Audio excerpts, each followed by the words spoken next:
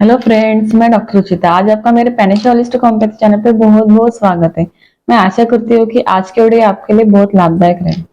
आज मैं आपको आई फ्लू यानी कंजक्टिविटिस के बारे में बताने वाली हूँ। ये एक आंखों की बीमारी है जिसे आंख आना या फिर पिंक आई भी कहते हैं। इसके साथ ही आंख आंख लाल होना और साथ साथ सूजन भी आती है। ये तब होता है जब आंखों का एक पार्ट होता है कंजक्टिवा, इनमें एलर्जी या फिर इंफेक्शन होने की वजह से सूजन आती है। कंजक्टिवा ये ट्रांसपेरेंट और पतली टिश्यू रहती है।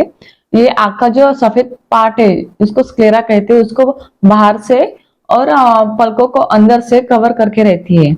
इसका काम जो है वो आईबॉल और पलकों को गीला रखने का काम करती है। ये समस्या आमतौर पर छोटे बच्चों में ज्यादा पाए जाते हैं, साथ ही साथ ओल्ड एज में और अडल्ट में भी हो सकता है। अभी हम बात करते हैं कॉजेस यानी कारण के बारे में। नवजात शिशुओं में टीयर डक्ट यानी अश्रु नलिका बंद होने के कारण भी कंजक्टिविटीज हो सकता है। उसको कंजेनिटल नियोनेट्रम कहा जाता है। अन्य लोगों में संक्रमण, एलर्जीज, रसायनों का एक्सपोजर ये कारण बन सकती है। कंजक्टिविटीज ये 4 प्रकार के होते हैं। उनमें फर्स्ट है वायरल कंजक्टिविटीज।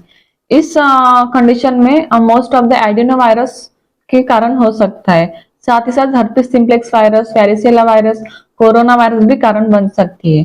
इनमें आमतौर पर एक आंख में संक्रमण होता है, साथ ही साथ कुछ दिनों में दूसरी आंख में भी स्प्रेड होना शुरू होता है। सेकंड है बैक्टीरियल कंजक्टिविटीज।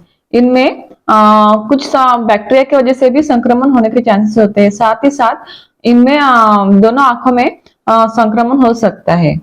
साथ ही साथ संक्रमित व्यक्ति की आंखों से जो निकलने वाला डिस्चार्ज है उसके संपर्क में आने की वजह से भी संक्रमण हो सकता है। थर्ड है एलर्जिक कंजक्टिविटीज। ये मोस्ट कॉमन कंजक्टिविटीज है। इनमें परागकण, ठंड हवा, इसके संपर्क में आने की वजह से भी संक्रमण हो सकता है। इसकी वजह से एलर्जिक कंजक्टिविटीज हो सकता है। फोर्थ है रसायनों का एक्सपोजर। आंख जब कोई रसायन के एक्सपोजर में आते हैं या फिर कोई बाहरी चीज अंदर चली जाती है तो उसकी वजह से भी कंजक्टिविटीज के लक्षण दिखाई देते हैं, लेकिन ये एक ही दिन में अपने आप ही ठीक हो जाती है। अभी हम बात करते हैं सिम्टम्स के बारे में यानी लक्षण के बारे में। एक या दो आंखों में लाल या फिर गुलाबी दिखाई देना, जलन या फिर खुजली होना, साथ ही साथ असामान्य रूप से आंसू निकल आना, आंखों से पानी जैसे गाढ़ा डिस्चार्ज निकलना, सूजन आना और साथ ही साथ इरिटेशन यानी किरकिरी होना आदि सिम्टम्स दिखाई देते हैं। अभी हम बात करते हैं प्रिकॉशंस के बारे में। अपने आंखों को छूने से या फिर रगड़ने से बचना, अपने चीजों को यानी रुमाल, टॉवेल, तकिए का कवर आदि चीजों को डेली वॉश करना, जब भी जरूरी हो तब अपने हैंड वॉश किया करें और अपना हाइजीन मेंटेन करें। हम बात करते हैं होम्योपैथिक मेडिसिन के बारे में। फर्स्ट मेडिसिन है एपिस मेलिफिका।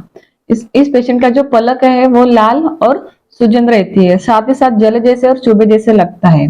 इस पेशेंट का जो कंजक्टिवा है वो फूला हुआ और लाल होता है। इस पेशेंट का आंखों का जो डिस्चार्ज है वो हॉट रहता है, उसको गर्म फील होता है और ये पेशेंट लाइट को अवॉइड करता है। सेकंड मेडिसिन है यूफ्रेशिया। इसका मोस्ट कॉमन सिम्टम यानी इंपॉर्टेंट सिम्टम है इस पेशेंट के आंखों में कंटिन्यूस पानी रहता है, साथ ही साथ इसके पलक जो है वो सूजे हुए यानी स्वेलिंग रहती है, साथ ही साथ जले जैसे लगता है और इसका जो आंखों से निकलने वाला डिस्चार्ज जो है वो स्टिकी गाढ़ा और बदबूदार रहता है और वो डिस्चार्ज निकलने के बाद उसको हॉट फील होता है और वहां पे इरिटेशन होती है। थर्ड मेडिसिन है पल्सीडेला।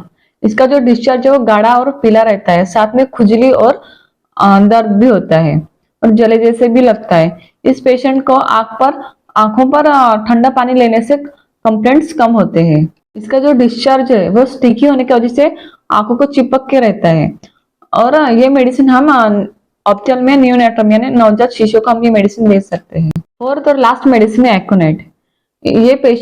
इस पेशेंट के आंखों में रेडनेस और सूजन भी रहती है और इसकी वजह से पेशेंट गर्म फील करता है और साथ ही साथ लाइट भी अवॉइड करता है।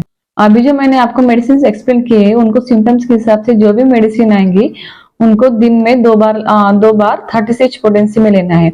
अगर आपकी कंप्लेंट ज्यादा है तो आप दिन में तीन बार भी ले सकते हो। इसके साथ ही यूफ्रेशिया नाम का ड्रॉप आता है, वो आप दिन में 2 बार 2 ड्रॉप्स आंख में डाल सकते हो। अगर मेरा आपको वीडियो हेल्पफुल लगे तो जरूर लाइक, शेयर और सब्सक्राइब कीजिए, इससे मुझे मोटिवेशन मिलेगा। Thank you.